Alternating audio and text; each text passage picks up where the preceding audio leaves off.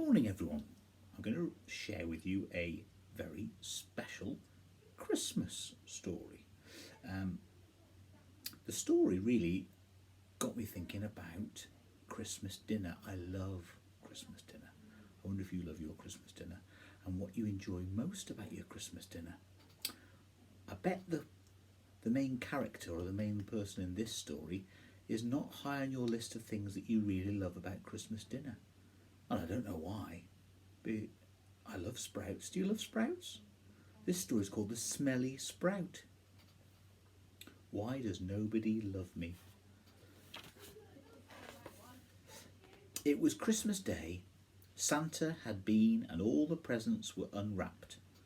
The turkey was in the oven and Dad was helping Mum prepare the vegetables. Broccoli, carrots, potatoes and peas. Yummy.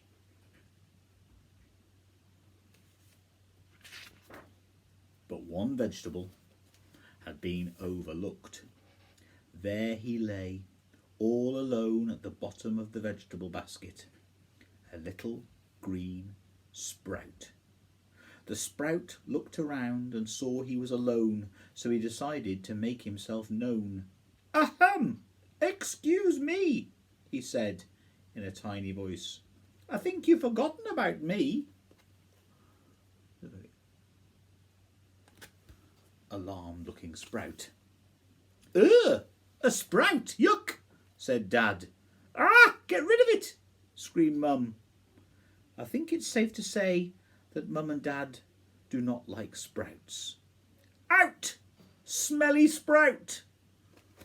And they threw the sprout out the window. Poor sprout. The sprout stepped out into the big wide world. It was big and quite wide too. The streets were very quiet and the shops were all closed. Suddenly the little sprout felt very alone indeed. But then he saw something wonderful.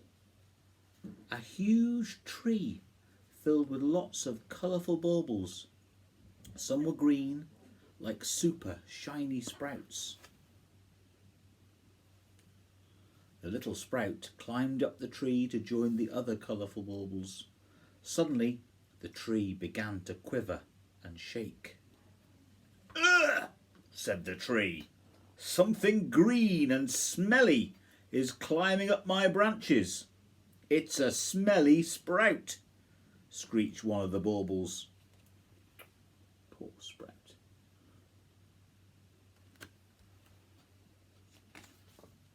"Yuck! Go away," yelled the tree. I think it's safe to say that Christmas trees do not like sprouts. "Out! Smelly Sprout." Poor sprout. Oh, look. Trudging through the snow, all on his own. Poor little sprout. The little sprout came to a pretty street where the houses were decorated with colourful lights. In every garden there was a snowman, and on every snowman's face was a bright orange carrot, all except one.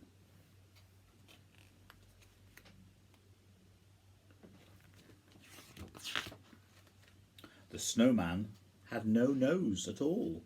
In fact, it had been used in an emergency for someone's Christmas dinner.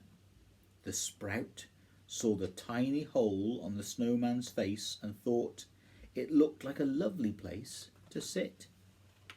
So he climbed up the snowman's body, passing its lumpy coal smile on the way, and sat down in the little hole. Oh, he looks quite happy there. What's wrong with that? "Ugh! What a horrible smell," said the snowman. I think it's safe to say that snowmen do not like sprouts. "Out! Smelly Sprout." Poor sprout. Wherever he goes. The sprout landed deep in a dark wood. He suddenly wished he'd stayed in the vegetable basket. As he walked through the scary wood, he could feel eyes all around staring. But then the Sprout saw something. It was a tiny little mouse. He looked very cold and sad. "Hello," said the Sprout. "Are you all right?" "I'm looking for food," shivered the mouse. "I need to eat before I sleep for the winter." The Sprout was about to reply when... Growl! "What was that? Was that your tummy?" asked the Sprout. I don't think so," said the mouse. It was a fox. "Ah, I'm hungry too," slobbered the greedy fox. The Sprout and the mouse ran as fast as their little legs would carry them, but the fox was fast too. They ran through the icy twigs and frosty branches, but all the time the fox was close behind. Will they escape from the fox? Suddenly the ground disappeared before them.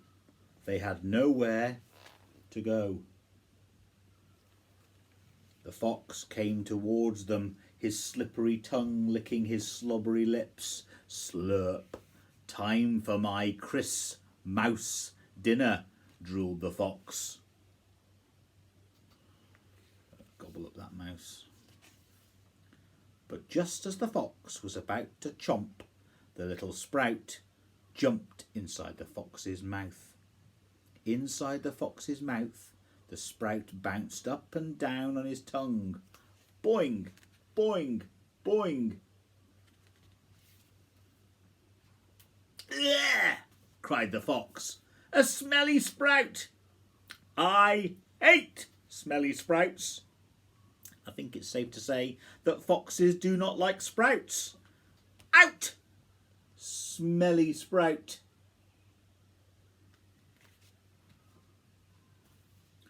"Oh, thank you," said the mouse. The Sprout was about to reply when...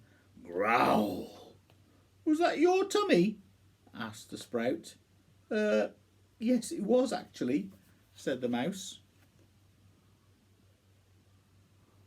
Mouse with the rumbling tummy. "Then you must have me for dinner," said the Sprout. "Really?" said the mouse. "Of course," said the Sprout. "That's what sprouts are for." Back in his cosy nest, the mouse had a scrummy Christmas dinner. Afterwards, the mouse felt so full he went straight to bed. And the Sprout was very happy to have found a home at last, inside a nice, warm tummy.